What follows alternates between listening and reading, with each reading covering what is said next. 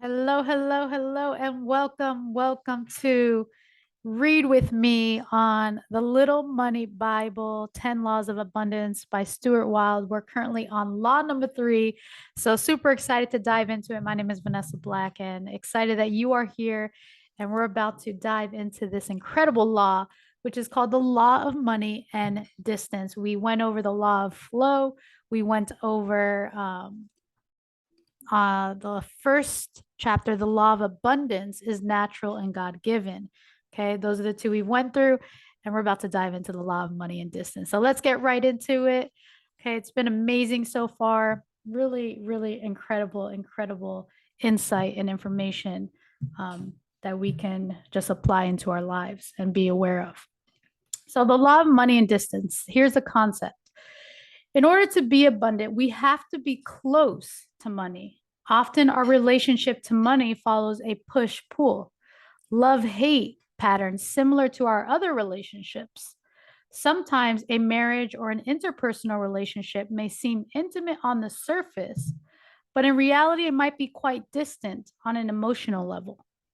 It may be that one of the partners is pushing the other away, or that they're both pushing each other away, perhaps because they're silently angry at each other. You have to look at the distance between you and money. Are you close to it and pulling it to you, or are you distant from it and pushing it away? Naturally, the closer you are to money, the more likely you are to receive plenty of it. The law of distance breaks out into 3 distinct categories: emotional, intellectual, and physical distance. So it's not just physically distance, there's also emotionally and intellectual and physical. Let's talk about emotional distance first. If you have subconsciously established an emotional distance from money over the years, and if that distance is embedded deep in your mind, an anti money veneer develops around you, like a rhino skin. It's a bubble of energy that disempowers you, denying you access to the green stuff. In a weird way, the anti money veneer is trying to protect you from acquiring money. It establishes itself over the years. It's partly due to an anti money feelings you hold, as discussed previously, but mostly it is sustained by what you feel about yourself. I'll deal with that in more detail when I talk about money and love in law number 10. But one example is self hate. If you don't respect yourself, it's hard for people to grant you worth. So people will always undervalue you. If, say, you've always felt yourself to be an outcast, you may exclude yourself from the marketplace of life because if you excluded yourself socially. So you may find that you're always just too late for the real money. You just missed the boat because your energy isn't inclusive enough. Not being able to include yourself, you find a subtle way to deny yourself the very thing that you want. Meanwhile, you may still act out the chase, trying for the deal, but not quite making it. This way, you can feel okay about your efforts. You can kid yourself that you've tried real hard, but deep down, you had your inner sabotage program ready to kick in. It's the mind's way of falsely endorsing itself, saying, quote, I tried hard, so I must be righteous and good, and I only just missed. What bad luck. It's not my fault. Quote, you see yourself as an honorable struggler, denied through no fault of your own.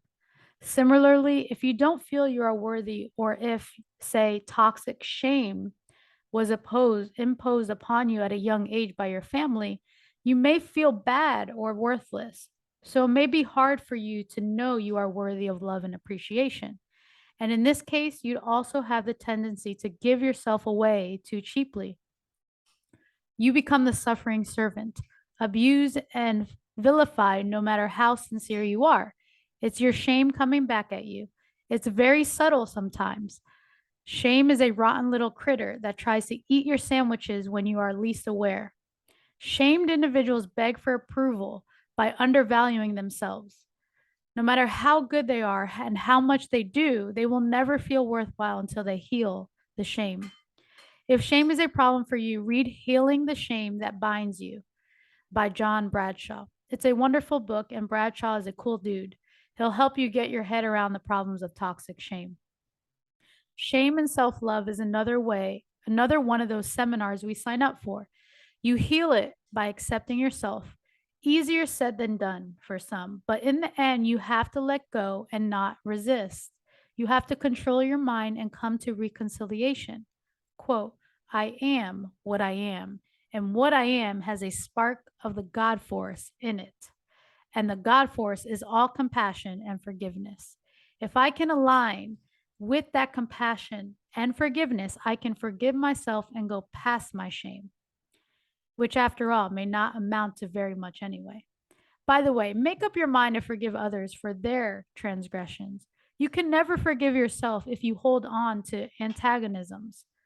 Past events are history. Today, we're writing a new history, a happy tale about how well you did and how loving and accepting you are of yourself.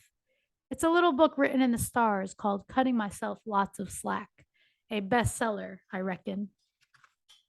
Kick the shame and make yourself right no matter what. Otherwise, that pesky critter nibbles on your leg, costing you money all the way.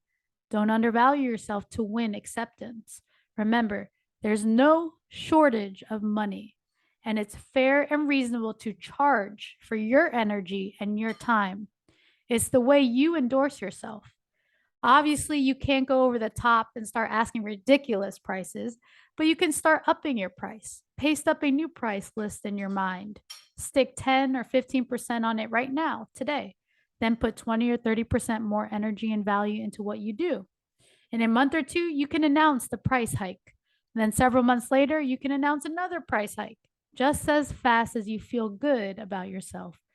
Try to get the energy and value in first so others don't react too much to the hyperinflation of self-worth your personal economy is undergoing.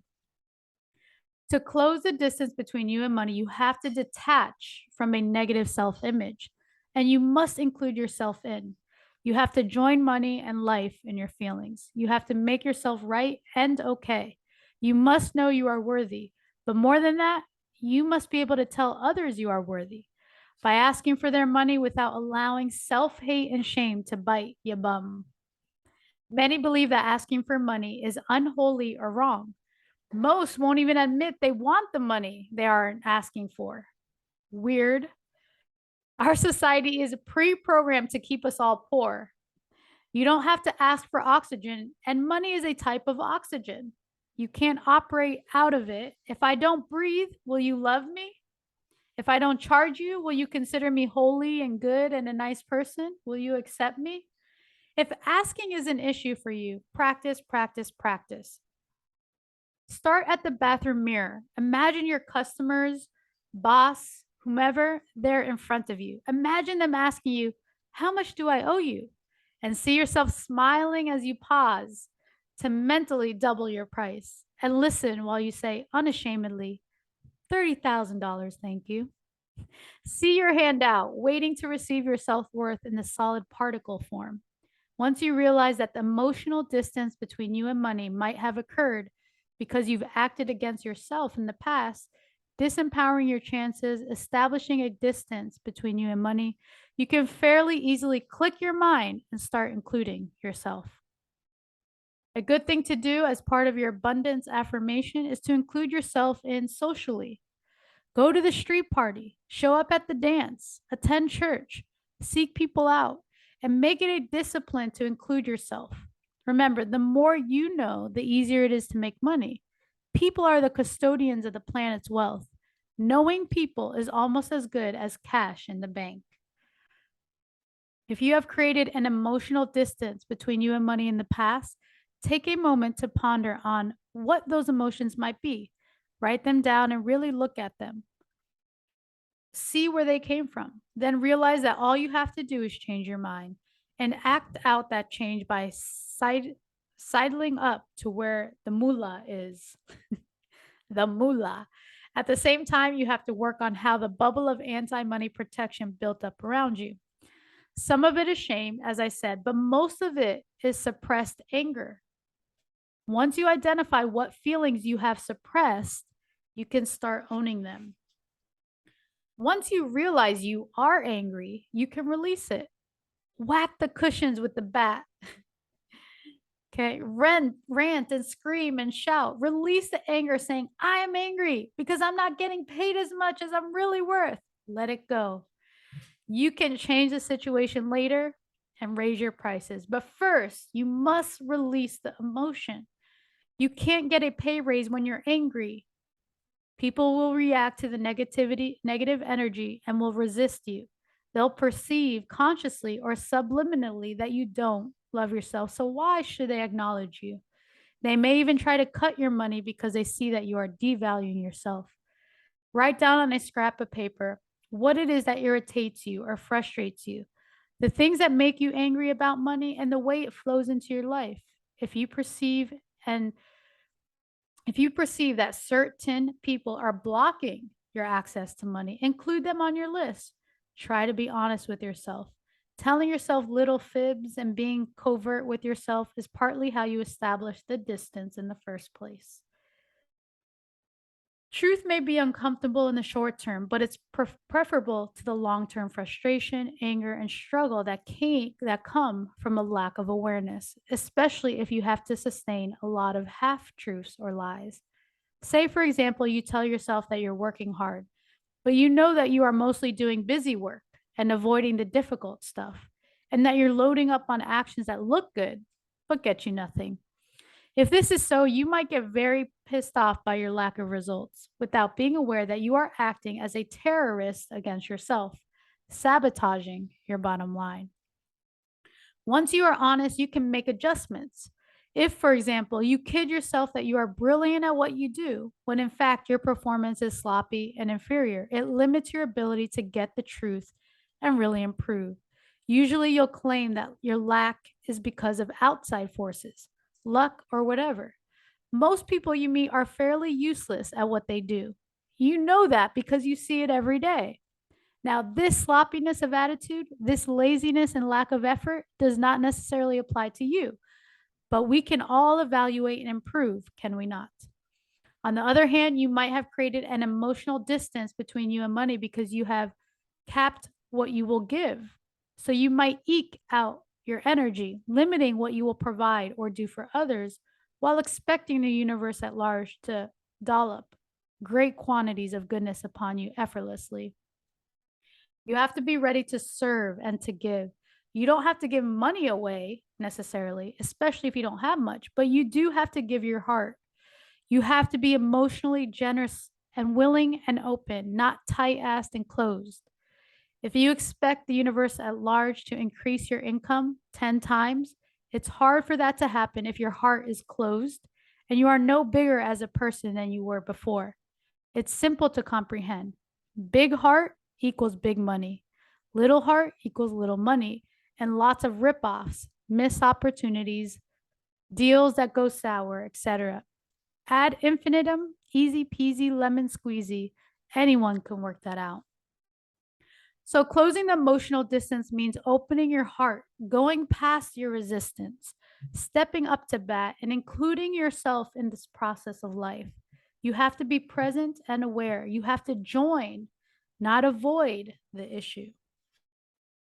So be open, be ready, willing, limitless, agree to serve. Subjugate your ego for the needs of others, but don't lose your sense of self.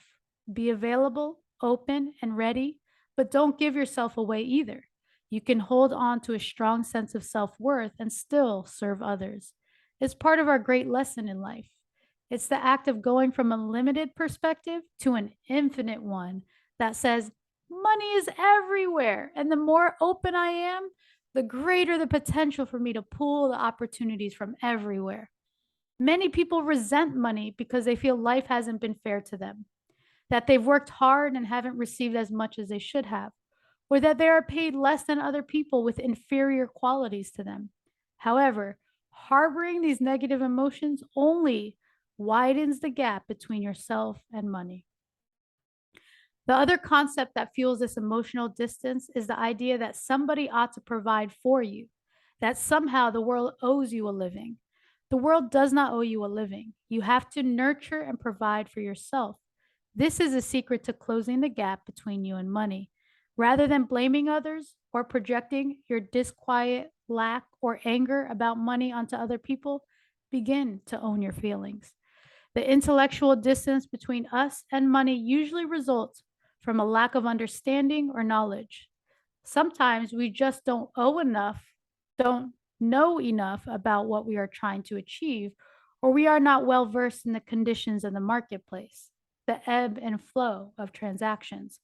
It boggles my mind the way many go into deals without knowing the people concerned, having little information to guide them, or they accept on face value the information presented without checking to see if it's accurate or not. That's not very clever. Another important point is that many people never bother to really learn their job or trade. Knowledge is power. The more knowledge, expertise, and connections you have, the easier it is for you to make a profit at the game of your choice.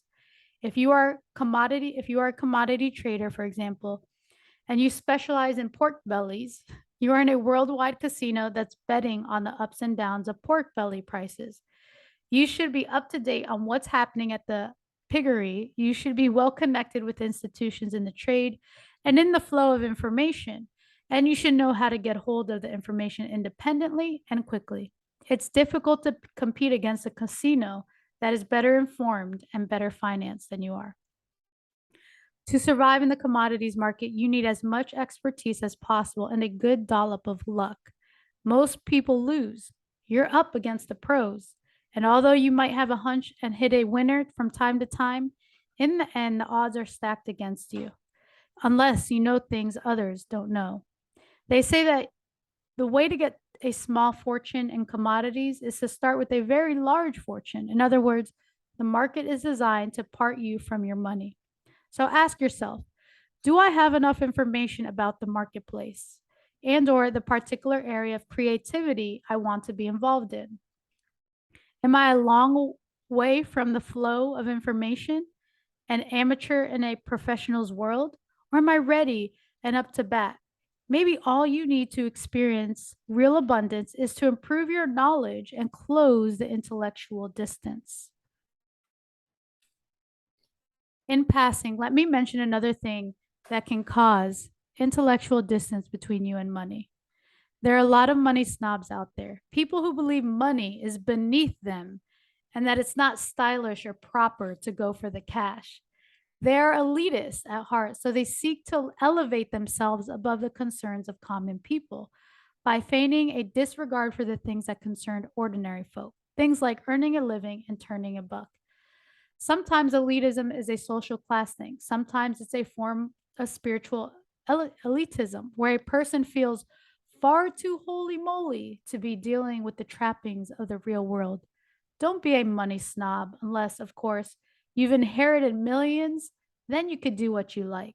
The rest of us have to deal with life day to day, and money is a part of taking responsibility and accepting the system. You might as well enroll from the seminar and get it right quick. That's the most pleasing way. It takes you to harmony and well being and a stress free existence via the shortest route. The matter of physical distance is simple to comprehend. Certain industries are located in certain places in the world.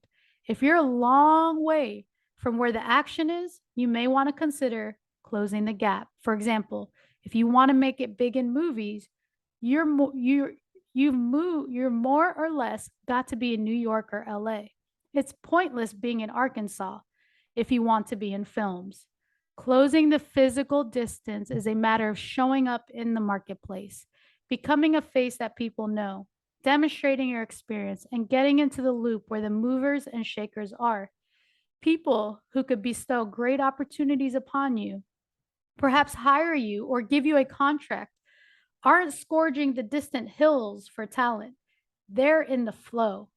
The people they know and socialize with are also in the business, and they are communicating with those others who made the effort to show up and declare themselves in the loop.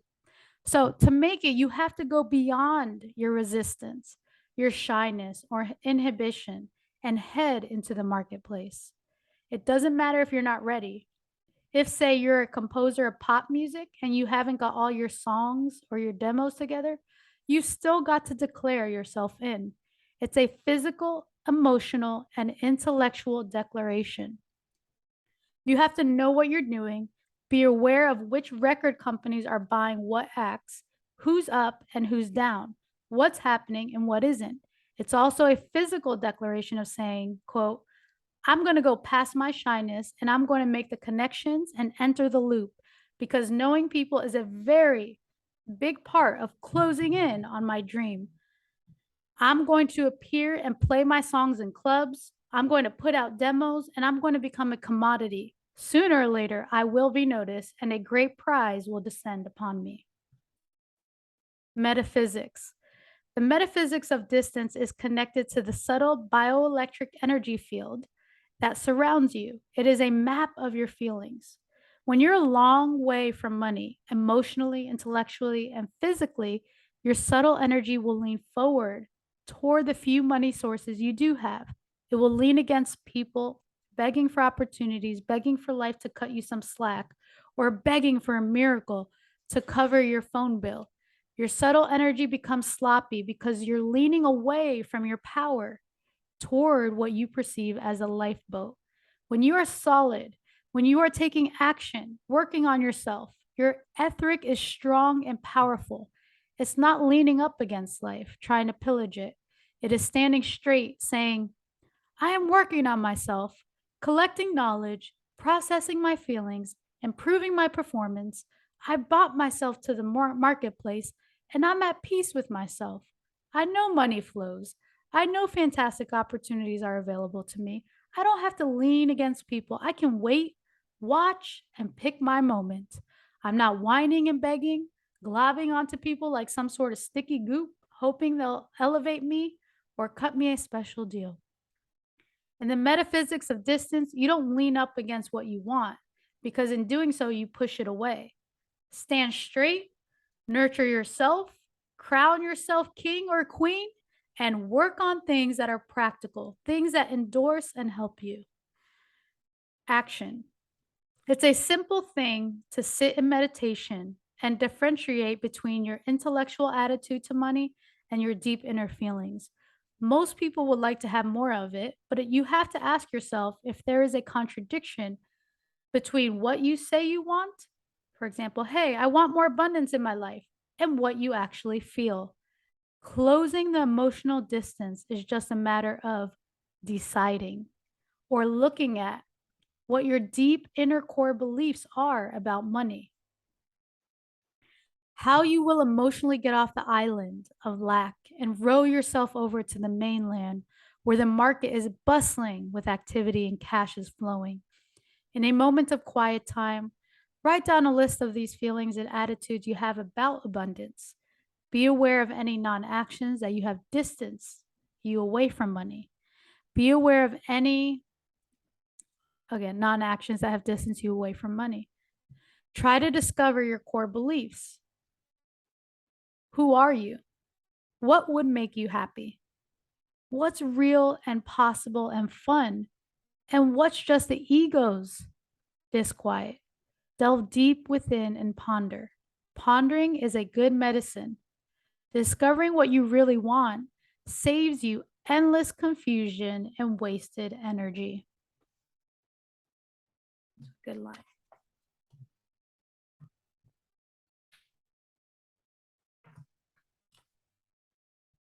Use your feelings to differentiate between vague yearnings of the ego and your deep innermost desires and needs.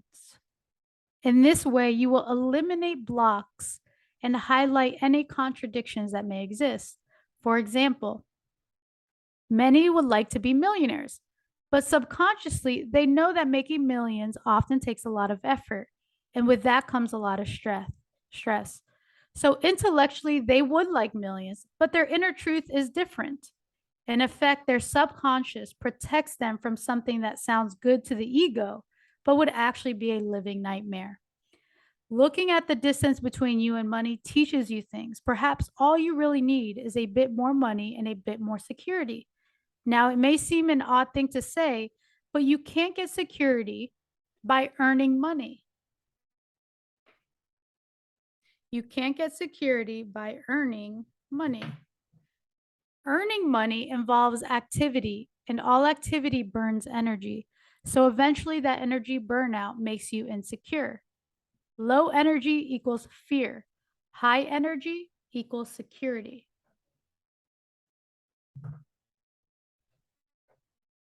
So money doesn't equal security, high energy equals security. The only way you can increase security is to nurture yourself. All insecurity comes from the fear of collapse, the collapse of a situation, of your life, a business, whatever. So if you need more security, work on your body, be kind to yourself, sleep more, rest, hang out in nature, and do nice things for yourself. No amount of money in the world can make you secure. Of course, you can combine hard work with self care, but you have to work at it. I was having dinner with Deepak Chopra recently. He's a successful author and lecturer, constantly jetting around the world.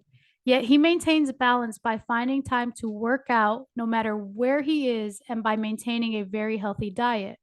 He told me that every 3 months, he takes 5 days off on his own. He goes somewhere remote like a desert and stays there in silence.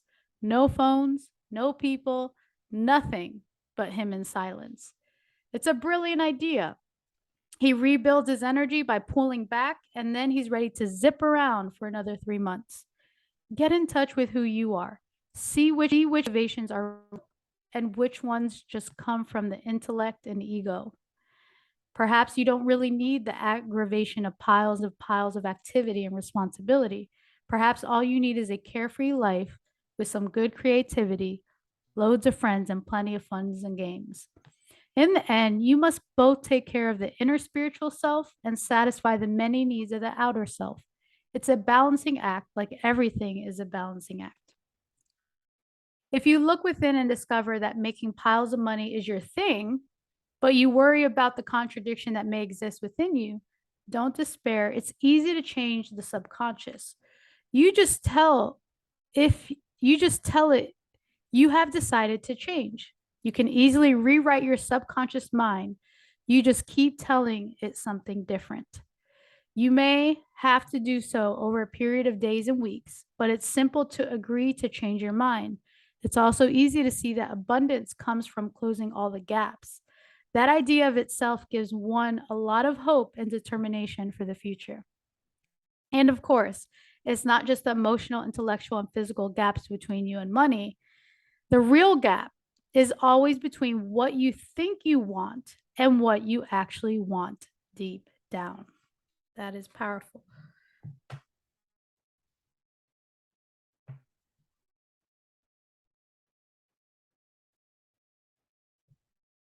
So the real gap is always between what you think you want and what you actually really want deep down. Once you arrive at the truth deep within, you've come home spiritually. You have returned to the source where your divinity exists. In there, you will find the truth, the meaning of life, and you will see what it is you want to do, what you want to offer to the world in this lifetime. It's there in the deepest recesses that you find your connection to all things. From that stems a sense of immortality, and from that comes security.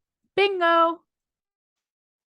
Meanwhile, you probably could use more cash. So, as a part of your action plan, do this: get your checkbook out and write yourself a nice fat check, payable to you and post dated. Then pin it up on your fridge or bulletin board and look at it from time to time. A friend of mine who opened a shop wrote herself a check for 10 million Australian dollars and posted it 5 years. Her shops did well and she probably had a few million when a company proposed that she franchise her stores. The deal was worth about 7 million. The franchise deal came in with just a few days of the 5 years left.